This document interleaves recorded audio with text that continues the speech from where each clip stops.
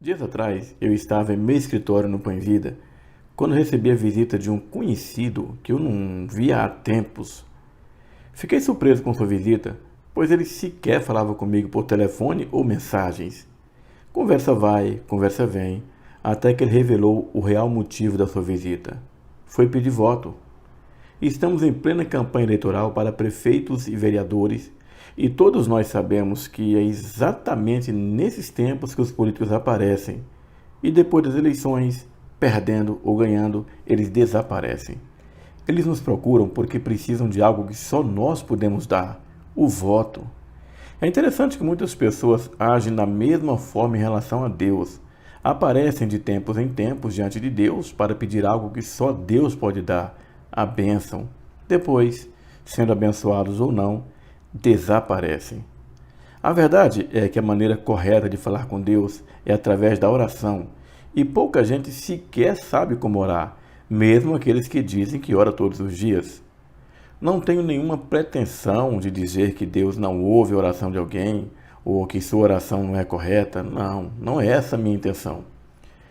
Quero apenas considerar o que a palavra de Deus diz sobre oração. Certa feita, Jesus estava orando e seus discípulos o observavam. Penso que eles perceberam, ao ver Jesus orando, que eles não entendiam nada do assunto. Um dos discípulos se adianta e faz um pedido a Jesus: Senhor, ensina-nos a orar.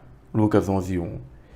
Jesus atende imediatamente ao pedido e ensina àqueles discípulos e a todos que viriam ser seus discípulos, como nós, a maneira correta de orar. O problema é que a oração que Jesus ensinou se tornou modelo e muitas pessoas se acostumaram a falar com Deus apenas repetindo as palavras que Jesus ensinou. Como será que Deus age ao ouvir orações assim? O que a Bíblia nos mostra é que Deus não se comove com palavras vazias, mas com mãos limpas e coração quebrantado. Dessa forma, não adianta a repetição de palavras, mesmo que elas venham acompanhadas de um profundo sentimento religioso, porque Deus conhece os nossos corações. Veja o que ele disse ao seu povo que comparecia perante ele todos os dias para orar. Por isso, quando estendeis as vossas mãos, escondo de vós os meus olhos, e ainda que multipliqueis as vossas orações, não as ouvirei, porque as vossas mãos estão cheias de sangue. Isaías 1,15.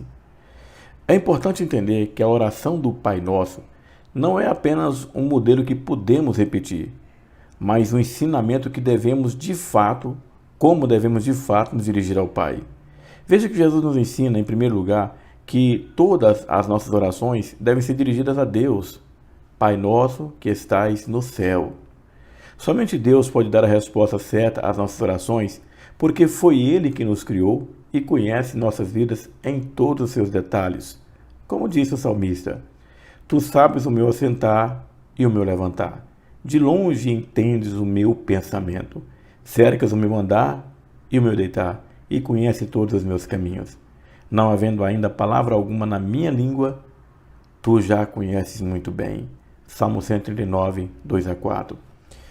Jesus prossegue seu ensino: Seja feita a tua vontade, assim na terra como no céu. Mais que repetir essas palavras, é importante entender a profundidade delas. Toda oração deve passar pelo crivo da vontade de Deus, que Paulo diz que é boa, perfeita e agradável. Romanos 12:2.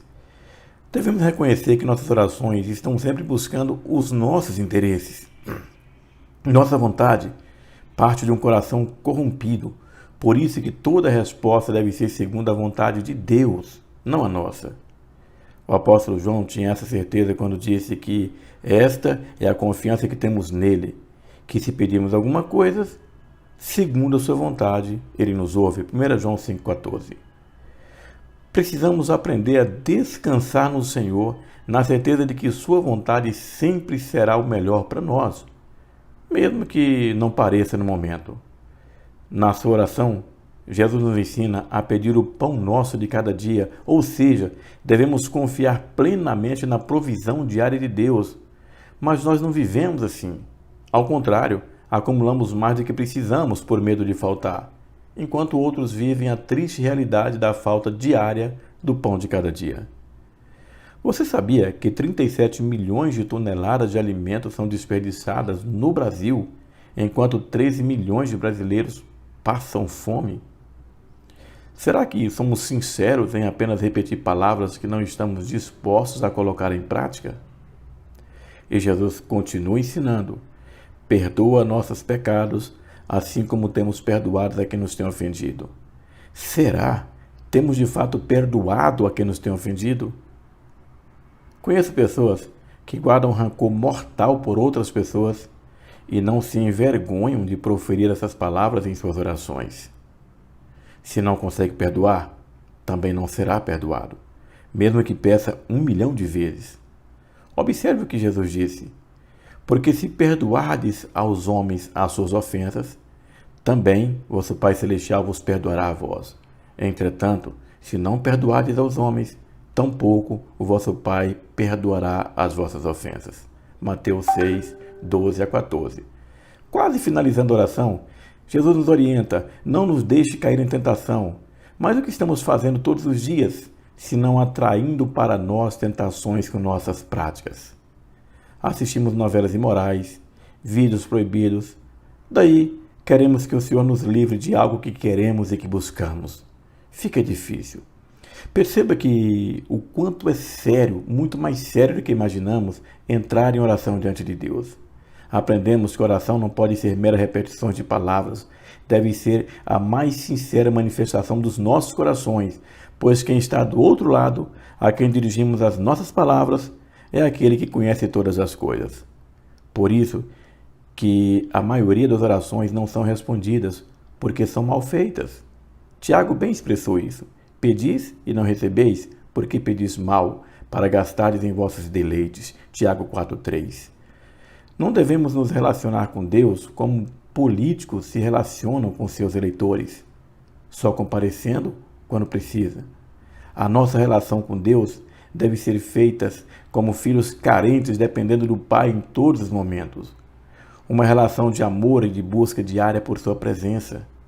Viver neste mundo mau, sem a garantia de que Deus está no controle de nossas vidas, é um suicídio. O pastor e teólogo John Piper expressou bem isso quando disse: você não saberá para que serve a oração até entender que a vida é uma guerra. Que Deus te abençoe.